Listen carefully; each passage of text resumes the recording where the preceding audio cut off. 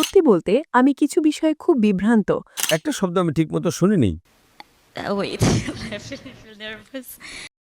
তাদের কারণে আপনি ইসলাম গ্রহণ করেছেন। আমি ভারতের প্রধানমন্ত্রী মোদীকে ধন্যবাদ জানাই। তার কারণে আমি মালয়েশিয়া হিজরত করেছি।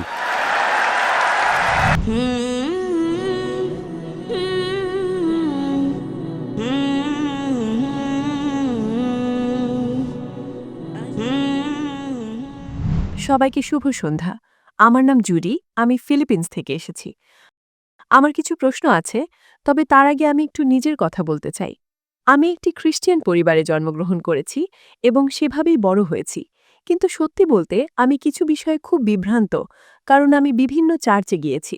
সেই চার্চগুলোর মধ্যে একটিতে আমাকে বলা হয়েছিল নিরাপত্তার জন্য টাকা দিতে হবে। হ্যাঁ, এটা আমার আগের অভিজ্ঞতা। তারা নিরাপত্তার অজুহাতে টাকা চাইছিল।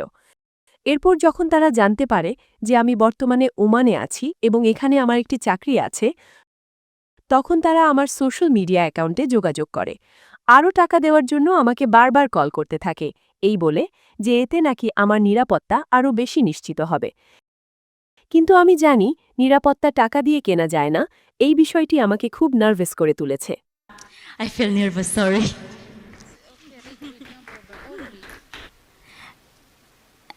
Wait, I feel nervous. ওকে, সময় নিন, কোনো সমস্যা নেই, চিন্তা করবেন না।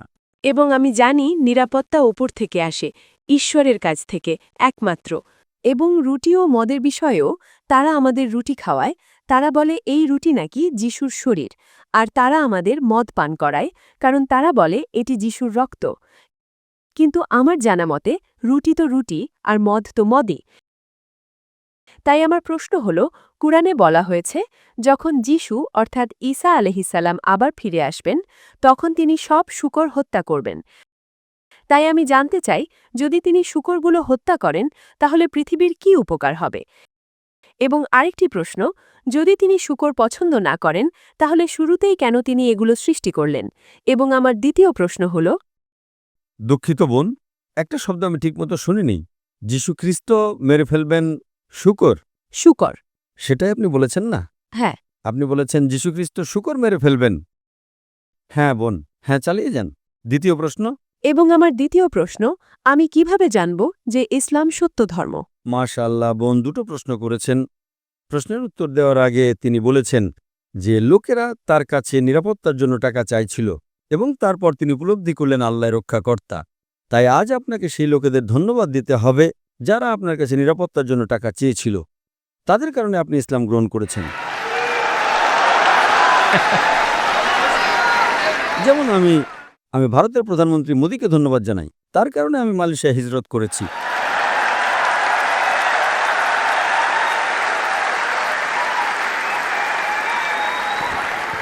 আমি নবীর পদাঙ্ক অনুসরণ করছি। আমি আমার প্রধানমন্ত্রী মোদীকে অভিশাপ দেই না।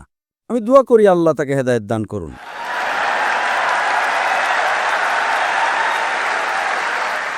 তাই বোন, আপনাকে সেই লোকদের ধন্যবাদ দিতে হবে যারা নিরাপত্তার জন্য টাকা চেয়েছিল। এখন আপনার দুটো প্রশ্নে আসছি। আপনার প্রথম প্রশ্ন ছিল যে আপনি পড়েছেন যে তারা আপনাদের রুটি এবং মদ দিত এবং তারপর কোরআনে উল্লেখ আছে, আপনি বলেছেন যে ঈসা আলাইহিস সালাম তার দ্বিতীয় আগমনে শূকরদের মেরে ফেলবেন। বোন, সেটা হাদিসে উল্লেখ আছে, কোরআনে নয়। কিন্তু আপনার তথ্য সঠিক। সহিহ হাদিসে নবীর বাণীতে তার দ্বিতীয় আগমনে তিনি আসবেন, তিনি ক্রুশ ভাঙবেন এবং শূকর হত্যা করবেন। কেন তিনি এটা করবেন? কারণ বোন, খ্রিস্টান বিশ্বে একটা ভুল ধারণা আছে যে মদ পান করা ভালো এবং শূকর খাওয়া ভালো। আসলে যদি আপনি বাইবেল পড়েন, বাইবেল স্পষ্টভাবে এফিসিয়ান্স বইয়ের অধ্যায় নম্বর 5 আয়াত নম্বর 18তে উল্লেখ করে, মদ পান করে মাতাল হয়েও না। প্রভার্বস বইয়ের অধ্যায় নম্বর 20 আয়াত নম্বর 1-এ উল্লেখ আছে মদ একটা উপহাসকারী। তাই বাইবেল অনুযায়ী দুই জায়গায় বলা হয়েছে মদ নিষিদ্ধ, তবুও খ্রিস্টানরা মদ পান করে। বাইবেলে বেশ কয়েক জায়গায় শূকরের মাংস নিষিদ্ধ করা হয়েছে। যদি আপনি পড়েন, যদি আমি আমার আলোচনা শোনেন, উল্লেখ আছে ডিউটেরোনমি বইয়ের অধ্যায় নম্বর 14 আয়াত নম্বর 8-এ, লেভিটিকাস বইয়ের অধ্যায় নম্বর 11 আয়াত নম্বর 7 এবং 8-এ, শেষেতে বুক অব আইজিয়া অধ্যায় নম্বর 65 আয়াত নম্বর 4-এ শূকরের মাংস নিষিদ্ধ। যদিও এটা নিষিদ্ধ, অধিকাংশ খ্রিস্টান শূকরের মাংস খায়, কিন্তু আমরা মুসলিমরা খাই না। তাই আমি বলি আমরা মুসলিমরা খ্রিস্টানদের চেয়েও বেশি খ্রিস্টান। যদি খ্রিস্টান মানে হয় ঈসা মাসিহ আলাইহিসসালামের শিক্ষা অনুসরণ করা, আমরা মুসলিমরা খ্রিস্টানদের চেয়েও বেশি খ্রিস্টান।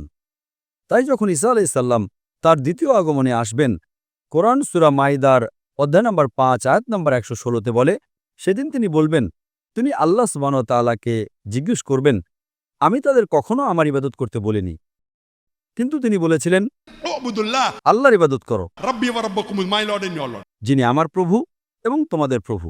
তাই ঈসা মাসিহ আলাইহিস সালাম তাদের কখনো ইবাদত করতে বলেননি। এবং কোরআন সূরা নিসায় বলে, কোরআন সূরা মাইদা অধ্যায় নম্বর 5 আয়াত নম্বর 72 বলে, লাকাদ কাফারাল্লাযিনা ক্বালু, তারা কুফরি করছে যারা বলে ঈসা আলাইহিস সালাম ঈশ্বর। ওয়া ক্বালা আল মাসীহ, কিন্তু ঈসা মাসিহ আলাইহিস সালাম বলেছিলেন, ইয়া বনি ইসরাইল, হে বনি ইসরাইল, উবুদুল্লাহ আল্লাহর ইবাদত করো, রাব্বি ওয়া রাব্বুকুম, যিনি আমার প্রভু এবং তোমাদের প্রভু। ইন্নাহু মান ইউশরিক বিল্লাহ যে কেউ আল্লাহর সাথে শরীক করে, ফাকাদ হারামাল্লাহু আলাইহিল জান্নাহ আল্লাহ তার জন্য জান্নাত হারাম করে দেবেন, ওয়া মাওয়াহুন নার ওয়া মা লিল-জালিমিন মিন আনসার।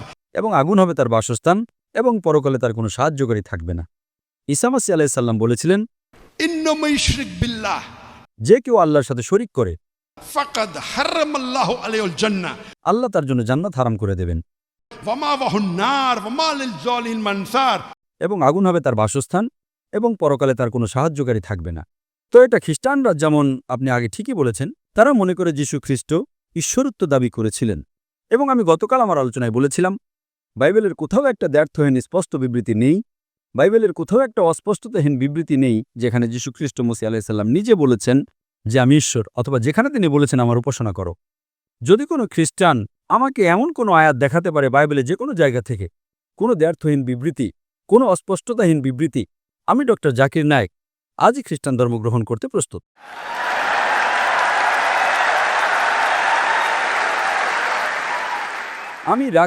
আমি আমার মাথা গিলোটিনে রাখছি। আমি অন্য মুসলিম ভাইদের পক্ষ থেকে কথা বলছি না। তারা হয়তো তুলনামূলক ধর্মের ছাত্র নন। তাই যে কারণে আল্লাহ সুবহানাহু ওয়া তাআলা ঈসা আলাইহিস সালামকে উঠিয়ে নিয়েছেন, আল্লাহ সূরা নিসা অধ্যায় নম্বর 4 আয়াত নম্বর 157তে বলেন, ওয়া মা কাতালুহু ওয়া মা সালাবুহু, তারা তাকে হত্যা করেনি এবং ক্রুশবিদ্ধও করেনি। এটা শুধু সেরকম দেখানো হয়েছিল। ইল্লা তিবাসান, এবং যে কেউ দ্বিমত পোষণ করে তারা অনুমানে পূর্ণ, কারণ তারা তাকে হত্যা করেনি। আয়াত নম্বর 158 সূরা নিসা অধ্যায় নম্বর 4 বলে, এবং আল্লাহ তাকে জীবিত উঠিয়ে নিয়েছেন। কেন আল্লাহ তাকে জীবিত উঠিয়ে নিলেন? কারণ তিনি সমস্ত নবীদের মধ্যে একমাত্র নবী ছিলেন যার অনুসারীরা সামগ্রিকভাবে ভেবেছিল তিনি ঈশ্বরত্ব দাবি করেছিলেন। অন্য সব নবীরাই মারা যাওয়ার আগে তাদের অনুসারীরা একমত হয়েছিল যে তিনি আল্লাহর একজন নবী ছিলেন। তিনি একমাত্র নবী ছিলেন যার অনুসারীরা সামগ্রিকভাবে ভেবেছিল তিনি ঈশ্বরত্ব দাবি করেছিলেন। তাই আল্লাহ তাকে তার দ্বিতীয় আগমনে জীবিত উঠিয়ে নিয়েছেন খ্রিস্টানদের কাছে পরিষ্কার করার জন্য যে তিনি কখনো ঈশ্বর দাবি করেননি, এবং প্রমাণ করার জন্য যে তিনি ক্রুশ ভাঙবেন এবং শূকর হত্যা করবেন। তিনি ক্রুশ ভাঙবেন এবং শূকর হত্যা করবেন, মানে তাকে ক্রুশবিদ্ধ করা হয়নি। কেন ক্রুশকে সংকেত হিসেবে ব্যবহার করছ? এবং আপনি জিজ্ঞেস করেছিলেন ঈশ্বর শূকর সৃষ্টি করার কারণ কি ছিল? আপনি ওই প্রশ্নটা করেছিলেন না? ঈশ্বর শূকর সৃষ্টি করার কারণ কি ছিল? যাতে যীশু খ্রিস্ট তাকে হত্যা করতে পারেন। দেখেন, ঈশ্বরের সবকিছুর একটা উদ্দেশ্য আছে। এটা নয় যে খিঞ্জির বা শূকরের মাংস খাওয়া আমাদের জন্য নিষিদ্ধ, কিন্তু এর মানে এটা নয় যে সবকিছুর একটা উদ্দেশ্য আছে। জানেন, সাধারণত আপনি যখন গ্রামে যান, তাদের আমাদের মতো আধুনিক টয়লেট থাকে না। আপনি যখন গ্রামে যান, আপনি যখন প্রকৃতির ডাকে যান, আপনি ফিরে আসেন, শূকর গিয়ে সব পরিষ্কার করে দেয়। ঈশ্বর যা সৃষ্টি করেছেন এটা তার মধ্যে সেরা আবর্জনা ভক্ষক, স্ক্যাভেঞ্জার। এর উদ্দেশ্য আছে। আল্লাহ জানতেন যে খ্রিস্টানরা শূকর খাবে। আল্লাহ জানতেন যীশু খ্রিস্ট আসবেন ইনশাআল্লাহ এবং শূকর হত্যা করবেন, একটা নিদর্শন হিসেবে দেখাতে যে তিনি কখনো ঈশ্বর দাবি করেননি, একটা নিদর্শন হিসেবে দেখাতে যে আপনারা যা করছেন তা ভুল। এখন আপনার দ্বিতীয় প্রশ্নে আসছি, আপনি কিভাবে জানবেন যে ইসলাম সত্য ধর্ম?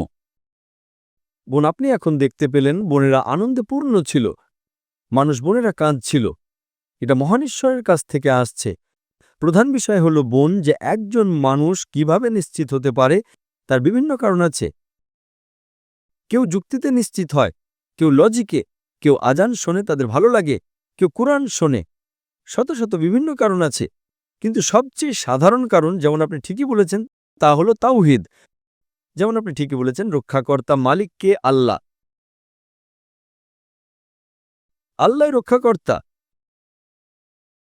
আপনি জানেন লোকেরা চায়নি আমি ওমানে আসি। আপনি হয়তো সেটা শুনেছেন। ভারতের নিউজ মিডিয়ায় ছিল যে ডক্টর জাকির নায়েক ওমানে এলে তাকে গ্রেপ্তার করা হবে।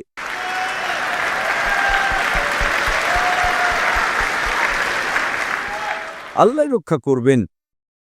এটা সাহায্য করেছে। হয়তো শ্রোতা আরও বড় মানুষ চ্যানেলে দেখছে। আমরা চ্যানেলে লাইভ দেখাতে যাচ্ছিলাম না, এখন আমরা পিস টিভিতে লাইভ দেখাচ্ছি, যাতে মানুষ জানে যে আমি এখানে বক্তব্য দিচ্ছি।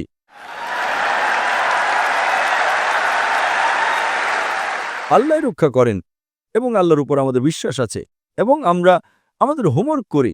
আমরা ব্যাকগ্রাউন্ড দেখেছি। ওমান খুব ভালো দেশ, খুব শান্তিপূর্ণ দেশ। তাদের কারোর সাথে মারামারি নেই, তাদের নিজস্ব নিয়ম আছে। আলহামদুলিল্লাহ। আল্লাহ বলেন, ঈশ্বরে বিশ্বাস রাখো এবং তোমার উট বাঁধো। আমরা আমাদের উট বাঁধি, আমরা ঈশ্বরে বিশ্বাস করি এবং আমি এখানে এসে খুব খুশি এবং আমি ভালোবাসা দেখেছি। আমি 2 বছর, আমি আগে 2 বার এসেছি, কিন্তু এবার আমি যা দেখলাম তা অন্যরকম কিছু। মাশাআল্লাহ, মানুষ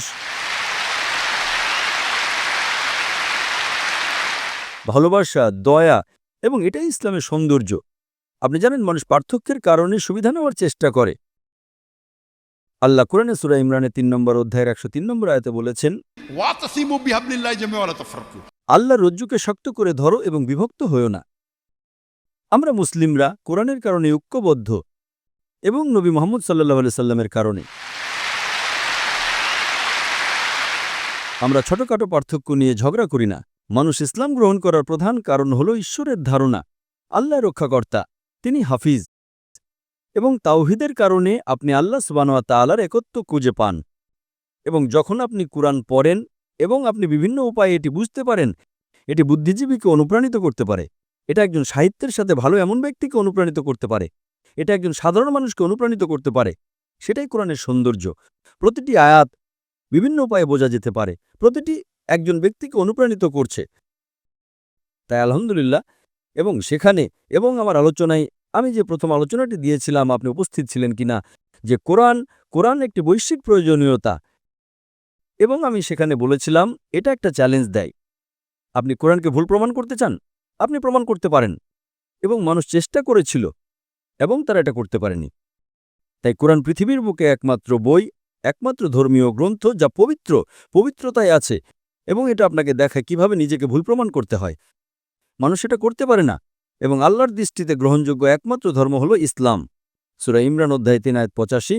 যদি কেউ ইসলাম ছাড়া অন্য কোনো ধর্ম চায়, তা তার কাছ থেকে কখনোই গ্রহণ করা হবে না এবং সে ক্ষতিগ্রস্তদের অন্তর্ভুক্ত হবে।